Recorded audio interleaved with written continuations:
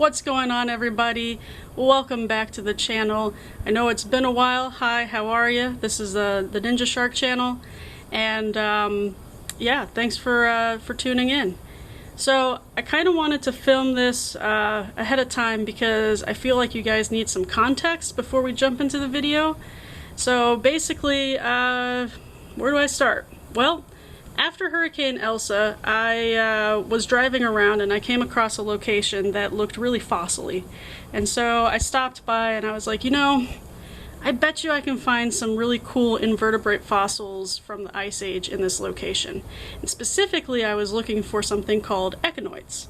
So I stopped and looked around, and sure enough, we found some. And that's why you're here right now, because that's what's in this video.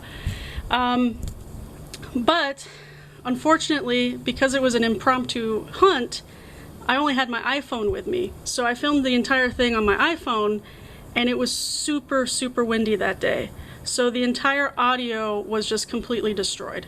So I'm gonna have to do a complete voiceover on all the clips, but I just wanted to kind of give you guys some context before we jump into the video. With that said, I hope you enjoy this video. There's gonna be two parts. This is day one. It kind of goes through the process of me discovering that there are Echonoids actually here. And then day 2 and 3 are going to be combined into one video where we come back and find some more stuff. And then at the very end of that video, you'll get to see all of the finds together. So I hope you enjoy the video. Please leave a like if you like this content. And if you want to see me go back and find more Echonoid or other invertebrate fossils in the future. I am not an invertebrate fossil hunter by, expertise. This is not the thing that I usually hunt. So a lot of it is very new to me, and especially the shells. So if you see something that I found and you know what it is, leave a comment below and let me know what kind of shells I found. I'm definitely going to be also doing a lot of research and reading and trying to learn as well, because I'd like to continue doing this kind of fossil hunting as well as the shark teeth. So, with that said, I hope you enjoy the video.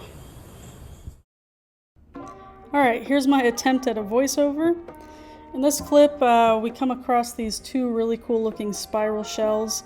Again, I don't know the names of the shells, so if you do, please leave a comment down below so I can learn from you. And I do plan on doing more research on shells later on to educate myself. But there's definitely a couple of remains of that type of shell. And then we come across this really cool looking gastropod. Again, don't know the name of it, but it was a really nice specimen. In this clip, I was super stoked, very excited, because we actually came across the first Echonoid. It's that egg-shaped looking oval thing. And unfortunately, the top of it was busted up, so you can't get a full appreciation of the cool star pattern that they usually have on the top. But I was so excited because that means that there really are Echonoids in this location like I thought. So this is the Echonoid, the bottom is the mouth, that hole is the mouth, and that hole is the butt. So that's our first Echonoid. Very awesome. In this clip, I actually come across a shell that I would consider is probably my favorite shell that I found out of all of them today.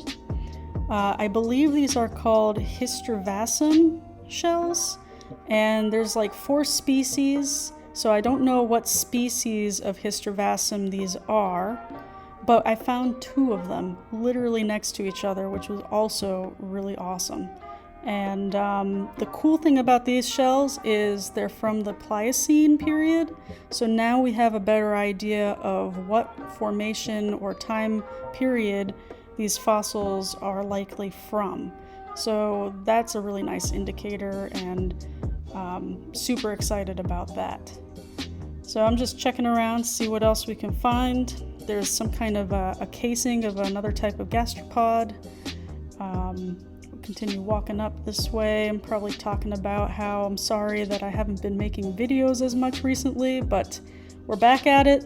I'm hoping to get some more videos out more frequently again. Over here we come across a cone shell of some sort. Again, Don't know the name of it, but I definitely recognize it as some kind of a cone shell. So that was pretty cool. Accidentally dropped it. And in this clip, we come across our second Echonoid. I was so excited, and this one's in actually really good condition. The only problem is it's encased in the matrix.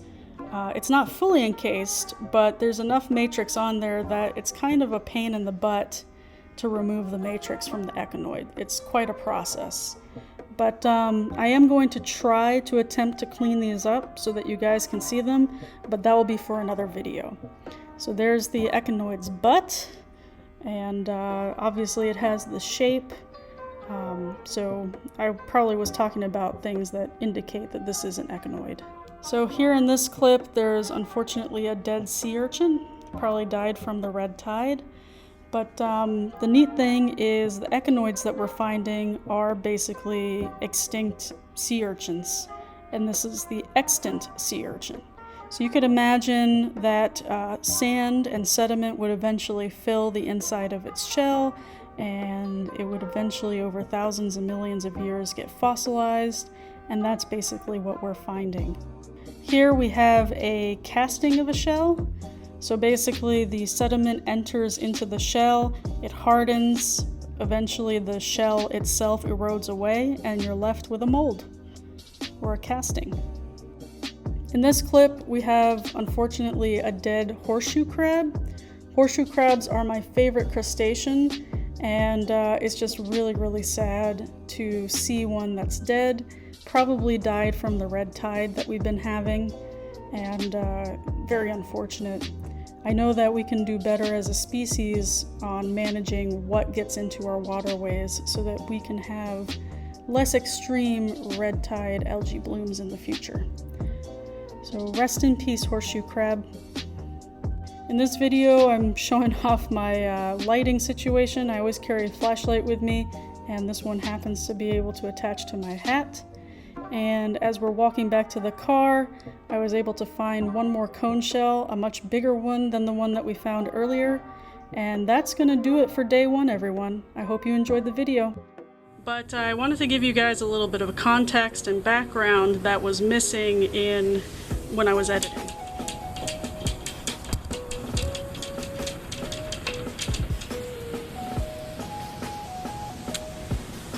Anywho.